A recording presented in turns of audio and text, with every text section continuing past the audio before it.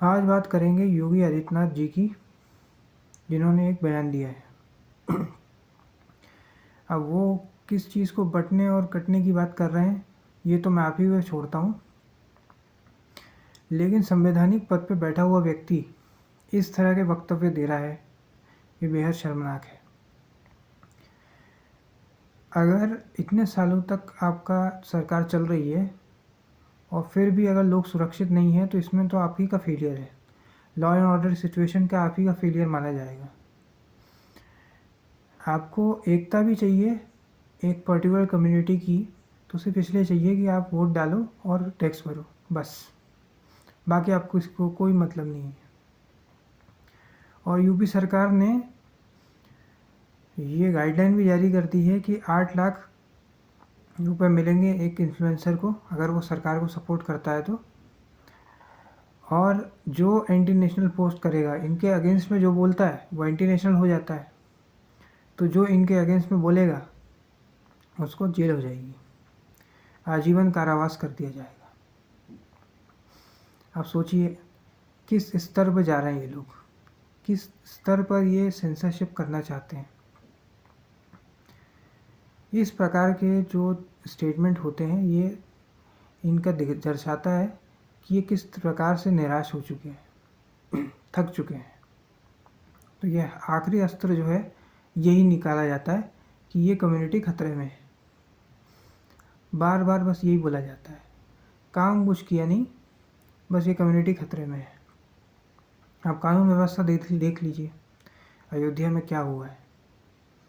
कानपुर देहात की घटना थी, जहाँ 2 महिलाओं को ज़िंदा जला दिया गया। एंक्रोचमेंट हटाने आए थे और 2 महिलाओं को ज़िंदा जला दिया गया। उस पर इन्होंने कुछ नहीं बोला। हाथरस में भगदड़ मच गई। और इनके ही जो मंत्रिमंडल है, उनके बयान देखिए।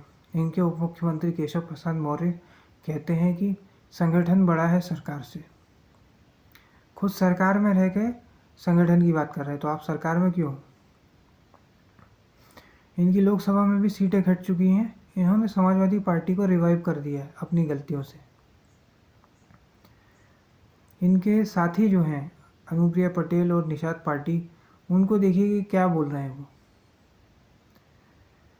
इनकी गलतियों के कारण कांग्रेस और समाजवादी पार्टी भी रिवाइव हो गई है, क्योंकि ना केंद्र में कुछ नैरेटिव सेट हो पा रहा है, ना स्टेट में हो पा रहा है। तो ये लोगों को कन्विंस करने में अब थक चुके हैं। और केंद्र वाले तो वैसे भी घूमी घूमी करने के अलावा कोई काम नहीं करते हैं। तो जनता के बीच में भी अब वो नैरेटिव नहीं चल पा रहा है जो पहले चला करता था, कि बस हिंदुओं को डराओ और वोट ले लो। डर जो है वो हर जगह चलता है। एस्ट्रोलॉजर भी लोगों को डराते हैं, पॉलिटिशियन भी लोगों को डराते हैं। जब तक लोगों को डराएंगे नहीं तो वोट कैसे मिलेगा? इसलिए जब जो दूसरे मुद्दे हैं, बेरोज़गारी के, महंगाई के और जो दूसरे मुद्दे हैं, उनको हटाने के लिए, उसको ओवरलैप करने के लिए ये सब चीज़ें बोलनी पड़ती हैं। बुंदेलखंड एक्सप्रेसवे का जब प्रधानमंत्री ने उद्घाटन किया था, 5 दिन के बाद रोड कोलैप्स हो गई थी। आप गूगल कर सकते हैं, आपको वो न्यूज़ मिल जाएगी। अलग अलग जगह पे ब्रिजेस गिर रहे हैं, अलग अलग जगह पे ये समस्याएं हैं।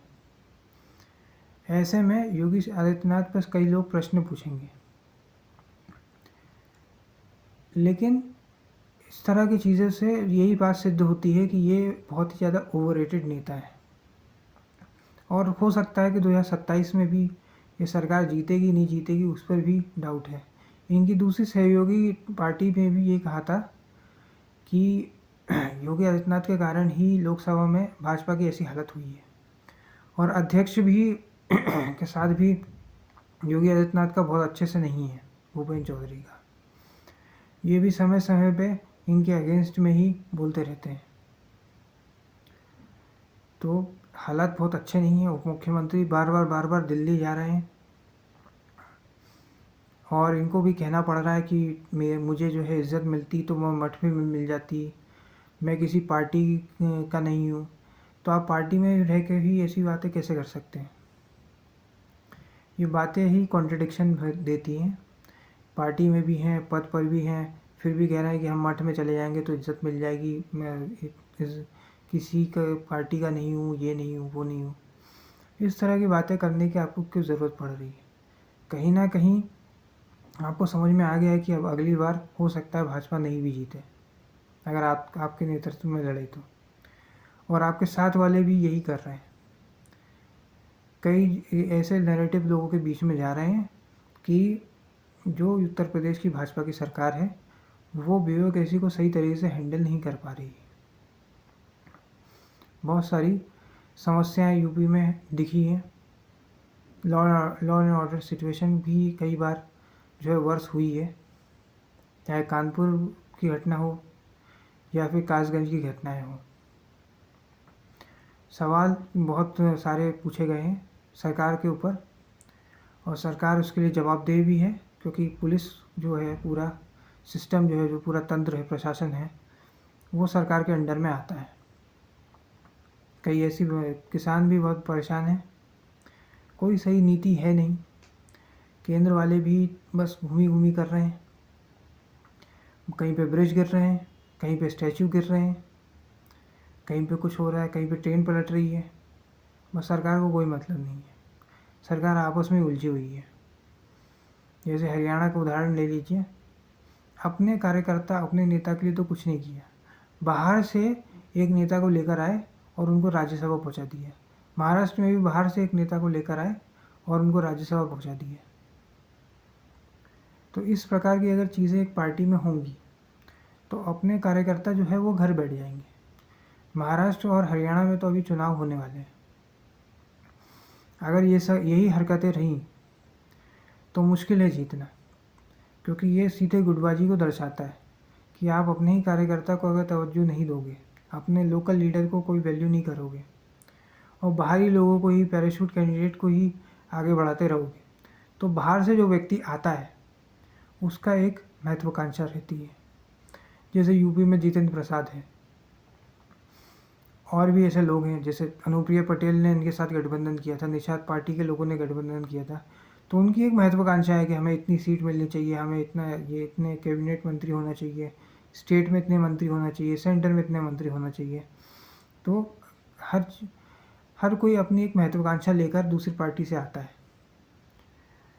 तो इस प्रकार से आपको समझना होगा कि अगर आप दूसरों को ही वैल्यू करते रहोगे तो अपने पार्टी के कार्यकर्ता, लीडर जो होते हैं, कोई लोकल लीडर है उसके हाथ में 1000 कार्यकर्ता है, वो खुद भी घर बैठ जाएगा और उसके जो कार्यकर्ता है वो भी घर बैठ जाएंगे। इसलिए ग्राउंड पे समझिए कैसे क्या चीज़ें चल रही हैं। सरकार आपकी है तो सवाल भी आप ही को पूछना पड़ेगा। अब आप बोलोगे कांग्रेस के समय पे नहीं बोलते थे, कांग्रेस के समय पे भी लोग फेसबुक पे लिखा करते थे, कई सारे पोर्टल्स लिखा करते थे, आर्टिकल लिखाते करते थे, न्यूज़पेपर में आर्टिकल आते थे।